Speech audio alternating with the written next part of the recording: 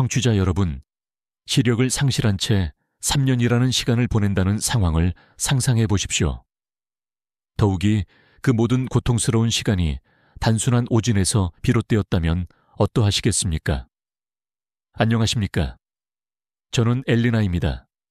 미국 뉴욕주 북부의 한 소읍에서 거주하고 있습니다. 저의 삶의 궤적은 단순한 불운이나 시련의 연속이 아니었습니다. 믿기 어려운 기적과 경이로운 행운이 공존했던 순간들로 가득 차 있었죠. 오늘 저는 이 놀라운 이야기를 여러분과 함께 나누고자 합니다. 저는 시각 디자인을 전공한 전문 디자이너입니다. 그래픽과 색채, 그리고 형상을 통해 인간의 감정을 표현하고 대중에게 감동을 선사하는 것이 저의 오랜 염원이었습니다. 대학 졸업 직후 뉴욕시의 유수한 광고회사에 디자이너로 입사했을 때 저의 인생은 문자 그대로 빛나는 새로운 장을 여는 듯 했습니다. 하지만 그러한 충만한 행복은 그리 오래 지속되지 못했습니다. 문제는 회사에서 밤늦게까지 업무에 몰두하던 어느 날 발생했습니다. 컴퓨터 화면의 글자들이 희미하게 아른거리기 시작했던 것입니다. 처음에는 단순한 괄호로 치부했습니다. 그러나 그 증상은 이후로도 반복되었고 아침 거울 속에 비친 제 얼굴조차 흐릿하게 느껴지기 시작했습니다. 초반에는 이를 대수롭지 않게 여겼으나 결국 지하철 계단에서 경고선을 미처 보지 못하고 발을 헛디뎌 심하게 넘어졌을 때 더 이상 이 문제를 묵과할 수 없다는 것을 깨달았습니다. 특히 지하철 계단에서의 낙상 사고는 깊은 무릎 멍을 남겼고 저는 가족에게조차 이 사실을 숨긴 채 침대에서 오랫동안 흐느껴 울었습니다. 혹시 정말 심각한 건강 문제가 있는 것은 아닐까 하는 불안감이 점차 증폭되었습니다. 마침내 용기를 내어 안과를 방문했고 의사의 첫 진단은 저의 삶 전체를 송두리째 뒤흔들었습니다. 녹내장이 의심됩니다. 진행 속도가 빠르면 시력을 영구적으로 잃을 수도 있습니다. 잠깐 여러분의 구독과 좋아요, 알림 설정은 저에게 가장 큰 동력이 됩니다. 단 한 번의 클릭이 저에게 큰 힘을 실어주시기를 부탁드립니다. 겨우 23세, 이제 막 사회생활을 시작한 저로서는 이 진단을 도저히 수용할 수 없었습니다. 설마요? 제가 그렇게 치명적인 질병에 걸렸을 리가 없잖아요. 그러나 담당 의사는 점차 악화되는 저의 증상을 근거로 즉각적인 치료를 권고했고 저는 실명이라는 단어의 무게를 절감하게 되었습니다. 회사에서는 업무 처리 속도가 현저히 저하되었고 실수 또한 빈번해졌으며 이로 인해 상사들의 눈치를 보는 일이 잦아졌습니다. 회사 측은 저의 건강 문제를 이해하려고 노력했지만 저는 결국 다른 이들에게 폐해를 끼치고 싶지 않다는 이유를 들어 자발적으로 사직서를 제출했습니다. 실은 이 모든 감당하기 힘든 상황을 더 이상 끌고 갈 수 없었기 때문이었습니다. 부모님께 모든 사실을 고백했을 때 저희 가족 모두는 깊은 충격에 빠졌습니다. 엘리나, 괜찮아. 우리가 힘껏 도와줄게. 부모님은 저를 진심으로 위로해 주셨지만 저 스스로를 향한 실망감과 미래에 대한 두려움은 쉽게 사라지지 않았습니다. 하지만 그 상태로 머물러 있을 수는 없었습니다. 저는 점자를 학습하기 시작했고 시각 보조 장비 사용법을 숙달했습니다. 나아가 스스로 독립적인 삶을 영위하기 위해 요리 연습에도 착수했습니다. 불편함과 공포가 컸지만 작은 성취 하나하나가 저에게 서서히 위안을 선사했습니다.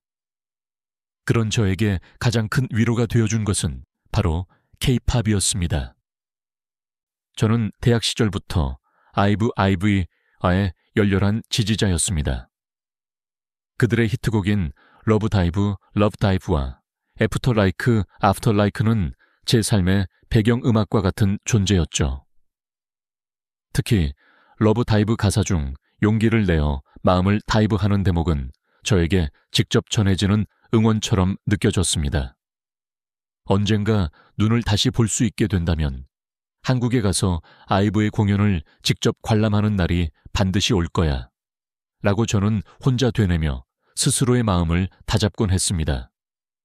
하지만 한편으로는 그러한 날이 영원히 오지 않을지도 모른다는 불안감도 늘 함께했습니다. 그러던 어느 날 부모님께서 뜻밖의 제안을 하셨습니다. 엘리나, 네가 항상 가고 싶어 했던 한국에 가보는 건 어떠니? 지금은 볼 수 없을지라도 네가 느낄 수 있는 것은 분명 많을 거야. 처음에는 망설였습니다. 이렇게 어려운 상황에서 과연 여행이 가능할까? 그러나 부모님의 확고한 응원과 사랑 덕분에 저는 용기를 얻었고, 그렇게 제 인생에서 가장 큰 꿈을 품고 한국행 비행기에 몸을 싣게 되었습니다. 서울에 도착하는 순간 공항의 역동적인 분위기와 사람들의 따뜻한 목소리가 저를 환영해 주는 듯 했습니다. 엘리나, 네가 항상 꿈꾸던 곳에 드디어 왔어. 그 순간만큼은 앞이 보이지 않는 현실조차 잊을 만큼 행복했습니다. 그러나 제가 한국에서 겪게 될 일들은 단순한 관광 이상의 의미를 지니고 있었습니다. 제가 전혀 예상하지 못했던 새로운 진단과 저를 구원할 기적과 같은 사건들이 저를 기다리고 있었기 때문입니다. 한국에 도착했을 때 저는 한 가지 다짐을 했습니다. 이 순간을 최대한 만끽하자. 보이지 않아도 느낄 수 있는 무언가가 분명 존재할 테니까. 부모님은 저를 최대한 배려하며 여행 일정을 짰고 우리는 서울의 명소를 차례로 방문하기 시작했습니다. 첫날 우리는 남산타워를 찾았습니다. 눈으로는 볼 수 없었지만 코끝을 스치는 바람의 향기와 서울의 소음 속에서도 명료하게 들려오는 새들의 맑은 지저김이 매우 인상 깊었습니다. 엘리나, 여기서는 도시 전체가 한눈에 들어와 라는 어머니의 말에 저는 미소 지으며 대답했습니다. 그럼 그 멋진 풍경은 엄마가 잘 간직해 뒀다가 나중에 상세히 이야기해 주세요. 한국의 전통 음식 역시 큰 즐거움이었습니다. 이곳의 비빔밥과 갈비는 입안에서 조화롭게 퍼지는 맛이 정말 경이로웠습니다.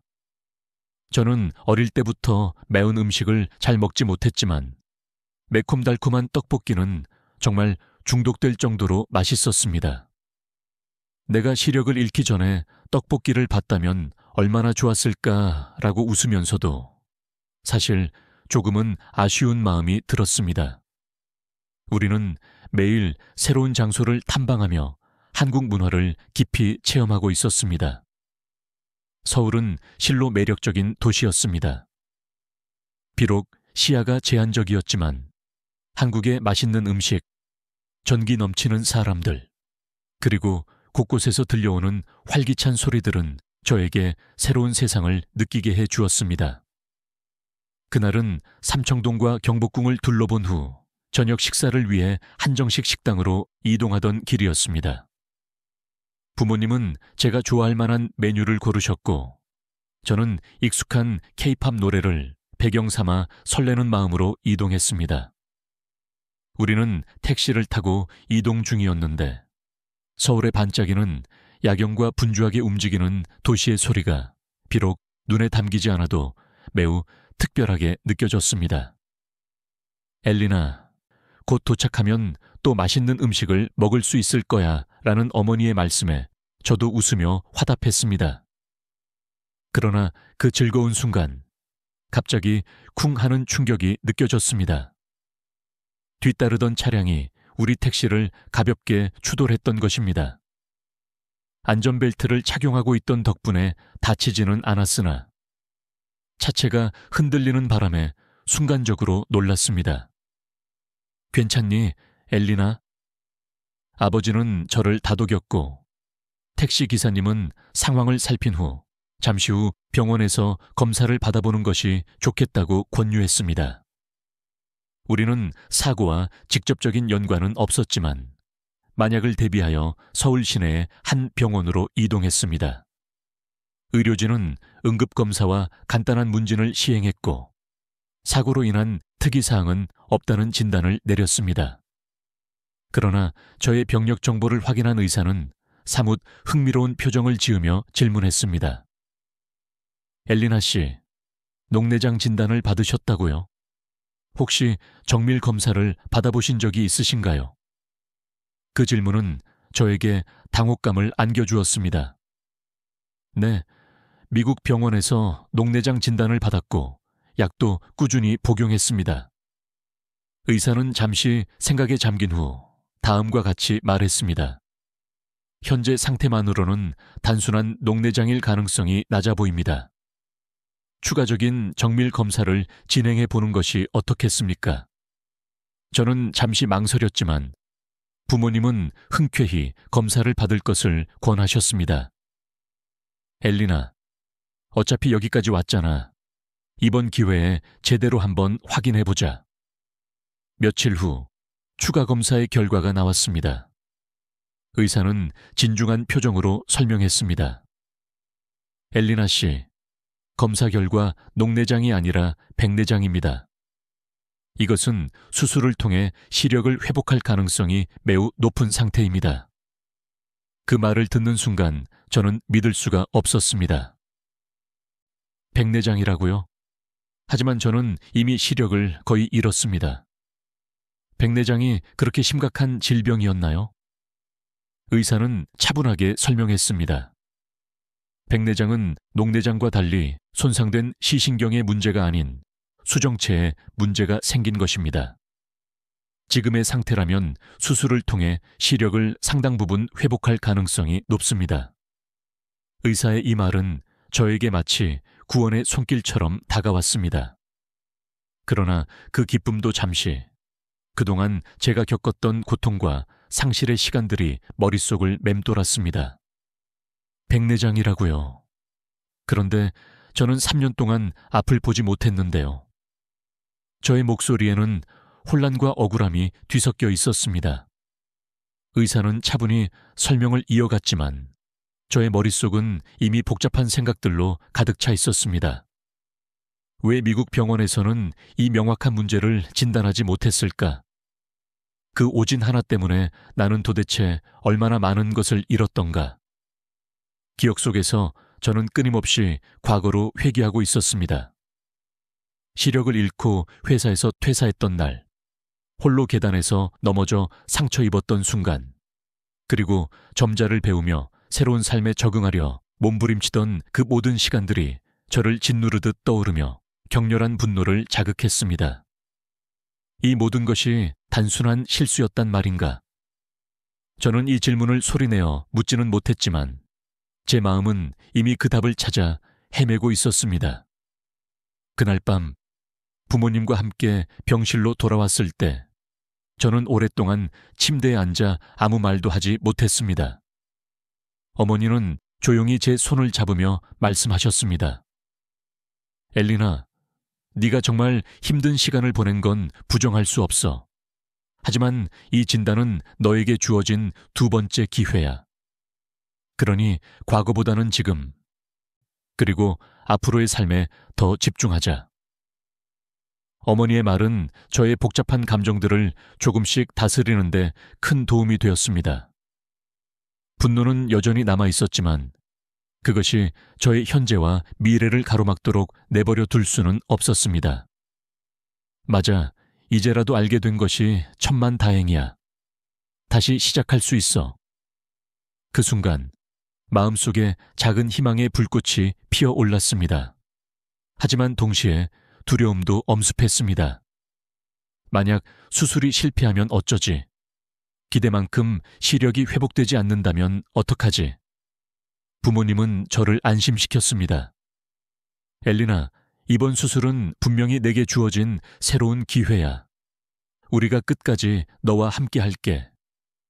결국 저는 한국에 머물면서 수술과 회복에 전념하기로 결단했습니다.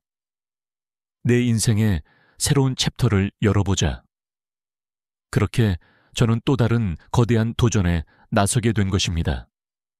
한국에서 머물며 수술을 준비하던 날들은 저에게 큰 심적 변화를 가져왔습니다. 처음에는 극도의 긴장감과 두려움이 지배적이었지만 점차 의료진과 가족의 격려 속에서 심리적 안정을 되찾게 되었습니다. 수술 전날 밤, 저는 쉽게 잠들 수 없었습니다.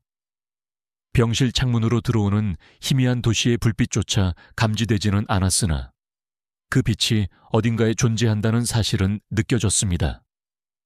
내가 과연 다시 볼 수 있을까? 저는 스스로에게 끊임없이 질문했습니다. 부모님은 제 곁에 앉아 손을 꽉 잡아주시며 말씀하셨습니다. 엘리나, 네가 얼마나 강인한 사람인지 우리 모두가 알고 있어. 이번 기회는 너에게 분명히 좋은 결과로 이어질 거야. 어머니의 따뜻한 목소리는 제 마음을 평온하게 해주었지만 모든 것이 끝난 후 제가 느낄 감정이 어떠할지 상상할 수 없어 더욱 불안했습니다. 수술 당일, 저는 의료진의 안내에 따라 모든 준비를 마쳤습니다. 수술대에 누웠을 때 심장이 너무 빠르게 고동쳐 마치 그 소리가 병실 전체에 울려 퍼지는 것처럼 느껴졌습니다. 마취가 서서히 퍼져 긴장이 이완되는 순간 의사의 마지막 말이 들렸습니다. 엘리나 씨, 염려하지 마세요. 저희가 최선을 다하겠습니다. 수술은 몇 시간 동안 이어졌고 제가 의식을 찾았을 때 눈에는 두꺼운 안대가 감싸져 있었습니다. 의료진은 수술이 성공적으로 마무리되었다고 전했지만 저는 여전히 저의 상태를 온전히 믿을 수 없었습니다. 며칠이 흘러 마침내 안대를 제거하는 날이 찾아왔습니다. 그날 아침, 저는 아침 식사도 제대로 할 수 없을 만큼 극도로 떨렸습니다. 엘리나, 무슨 일이 있어도 우리가 네 곁에 있어. 아버지가 제 손을 잡으며 말씀하셨습니다. 하지만 제 머릿속에는 온갖 걱정이 뒤엉켰습니다. 만약 보이지 않는다면 어떻게 하나? 그때의 깊은 실망감을 어떻게 감당할 수 있을까? 안대를 벗는 순간 저는 먼저 희미한 빛과 그림자를 인지했습니다. 그리고 서서히 의료진의 얼굴이 선명하게 드러나기 시작했습니다. 저의 첫 마디는 단 한마디였습니다. 보여요? 그 짧은 순간 제 마음속에 자리했던 모든 두려움과 긴장감이 일시에 녹아내렸습니다. 간호사의 얼굴 윤곽, 병실 천장의 미세한 패턴, 부모님의 표정 하나하나가 너무도 또렷하게 보였습니다. 저는 하염없이 울면서 이게 정말 현실인가요? 라고 되물었습니다. 안대를 벗은 후 저는 병원 창문 너머로 펼쳐진 풍경을 하염없이 바라보았습니다. 바람에 흔들리는 나무잎들, 길거리를 오가는 사람들의 모습, 그리고 그들이 들고 있는 우산들의 다채로운 색깔까지. 그 모든 것이 형언할 수 없이 아름다웠습니다. 엘리나, 우리가 서울타워에서 보려 했던 야경이 바로 이랬을 거야. 어머니가 창문 너머를 가리키며 미소 지으셨고 저는 그 장면을 온전히 제 눈에 담았습니다. 이것이 바로 내가 잃었던 세상이구나.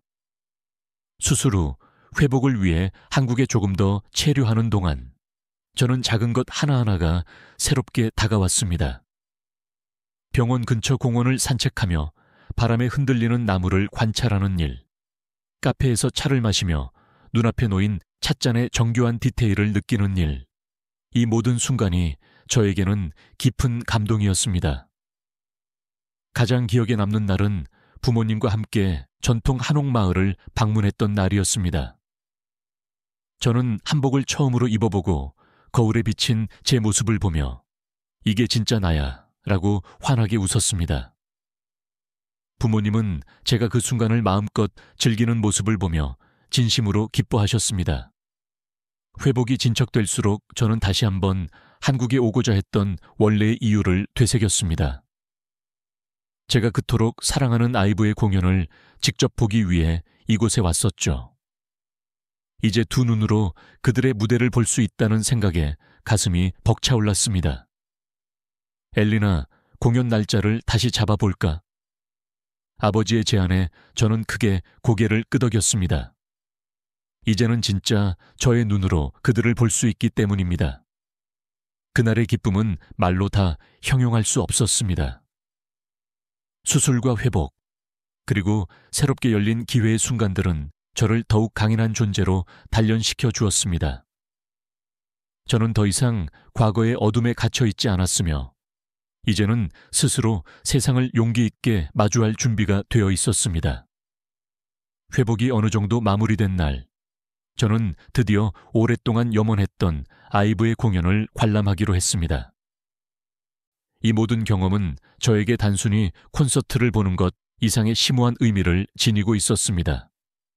제 눈으로 직접 세상을 볼 수 있게 된 지금, 제가 사랑했던 음악과 그들의 무대를 온전히 느낄 수 있다는 사실 자체만으로도 가슴이 벅찼습니다. 공연 날 아침, 저는 평소보다 훨씬 일찍 일어났습니다. 준비를 하면서 거울 속 제 모습을 바라보는데 믿기지 않을 정도로 벅찬 뿌듯함이 밀려왔습니다. 여기까지 오다니 내가 정말 해냈구나. 아버지는 저를 위해 새로운 카메라를 준비해 주셨습니다. 엘리나, 오늘은 네가 본 모든 것을 기록할 수 있도록 이걸 가져가자. 한국에서의 특별한 날이니까. 그 카메라를 들고 저는 부모님과 함께 공연장으로 향했습니다. 공연장은 상상했던 것보다 훨씬 더 웅장하고 활기 넘쳤습니다. 공연 시작 전부터 팬들의 함성과 응원봉의 영롱한 빛으로 물든 그 장관은 실로 감동적이었습니다. 저는 한참 동안 그 장면을 바라보며 마음속에 깊이 새겨 넣었습니다. 드디어 공연이 시작되고 무대 조명이 어두워지며 아이브의 첫 곡이 울려 퍼졌습니다. 그 순간 저는 눈앞에 펼쳐진 광경에 완전히 말을 잃었습니다. 멤버들이 환한 미소로 무대에 등장하여 노래를 부를 때 그들의 표정과 몸짓 하나하나가 너무나 생생하게 보였습니다. 특히 제가 가장 좋아하던 곡 러브 다이브가 시작되었을 때는 온몸에 전율이 돋았습니다. 멤버들이 용기를 내어 다이브라는 가사를 노래할 때 저는 그 메시지가 마치 저에게 직접 전하는 격려처럼 느껴졌습니다. 눈물이 멈추지 않고 흘러내렸습니다. 엘리나, 괜찮니? 어머니가 제 손을 잡으며 물으셨지만 저는 환하게 웃으며 대답했습니다. 엄마, 지금이 제 인생에서 가장 행복한 순간이에요. 공연이 끝난 후 우리는 우연히 행사장에서 팬들과 대화하는 시간을 가졌습니다. 팬 커뮤니티에서 저를 응원해 주었던 사람들을 실제로 만나게 된 것입니다. 그들은 저의 사연을 이미 알고 있었고 제게 따뜻한 격려의 말을 건네며 기쁨을 함께 했습니다. 엘리나, 너는 정말 대단한 사람이야. 이 공연을 볼 수 있게 된 너의 용기가 우리 모두에게도 큰 영감을 주었어. 한 팬의 말에 저는 미소 지으며 답했습니다. 사실 저도 여러분 덕분에 여기까지 올 수 있었어요. 그날 밤 숙소로 돌아오는 길에 문득 병원에서 처음으로 세상을 다시 보았던 날이 떠올랐습니다. 앞으로는 내가 볼 수 있는 모든 순간을 절대 놓치지 않겠다. 제 안에서 그 다짐은 점점 더 확고해졌습니다. 공연 후 저희 가족은 한국에서의 마지막 며칠을 특별하게 보내기로 했습니다. 우리는 서울 근교의 전통 마을을 방문하여 한옥에서 하룻밤을 묵었고 이곳에서 경험한 고즈넉한 시간은 그 자체로 치유의 순간이었습니다. 한국에서의 마지막 날들이 점차 다가오고 있었습니다. 저는 부모님과 함께 특별한 추억을 만들고 싶었습니다. 단순히 관광이나 쇼핑이 아닌 저에게 소중했던 이 나라의 문화를 몸소 체험하고 아이브 멤버들이 즐겨 먹는다는 한국 음식들을 맛보며 더 많은 기억을 쌓고 싶었습니다. 아이브 멤버들이 한 인터뷰에서 불닭볶음면을 매우 좋아한다고 언급했던 것이 떠올랐습니다. 저는 부모님께 저도 불닭볶음면에 도전해보고 싶어요 라고 말했습니다. 처음 불닭볶음면을 한 입 먹었을 때 혀끝에서 폭발하는 듯한 강렬한 매운맛에 눈물이 저절로 흘러나왔습니다. 이걸 좋아한다고요? 이건 맛있다기보다는 극한의 도전이잖아요. 부모님 역시 매운 음식에 익숙하지 않으셔서 한 입 드시고는 큰 웃음을 터뜨리셨습니다. 하지만 신기하게도 몇 번 더 먹다 보니 그 특유의 매콤함이 중독처럼 느껴졌습니다. 결국 세 사람 모두 그릇을 깨끗하게 비웠습니다. 엘리나, 아이브가 좋아하는 음식을 우리가 모두 먹었으니 이제 너도 진정한 팬이라고 할 수 있겠다. 아버지의 농담에 우리는 웃음바다가 되었습니다. 그 다음 도전은 한국 길거리 음식의 대명사인 떡볶이였습니다. 제가 떡볶이를 처음 맛본 것은 한국에 온 지 얼마 되지 않았을 때였는데 그 맛이 얼마나 놀라웠는지 다시 한번 제대로 경험해보고 싶었죠. 가로수길의 한 작은 분식점에서 떡볶이를 주문했는데 양념의 향이 너무나 강렬해서 부모님과 저는 그 자리에서 우와 하고 탄성을 질렀습니다. 매콤달콤한 소스에 쫄깃한 떡과 어묵이 더해지니 입안에서 퍼지는 풍미가 정말 경이로웠습니다. 엄마, 이건 불닭볶음면보다 훨씬 맛있어요. 떡볶이를 먹으며 저는 웃음을 멈출 수 없었습니다. 마지막으로 국밥을 먹으러 갔습니다. 고소한 육수와 깊은 맛을 자랑하는 국밥은 부모님께도 훨씬 더 익숙한 느낌이었습니다. 엘리나, 이건 미국에서 우리가 먹던 수프와 비슷하면서도 훨씬 더 풍부한 맛이 나네. 아버지는 이미 국밥 한 그릇을 다 비우고 추가로 밥을 말아 드시며 만족스러운 표정을 지으셨습니다. 음식을 즐기며 우리는 한국에서의 소중했던 순간들을 되새겼습니다.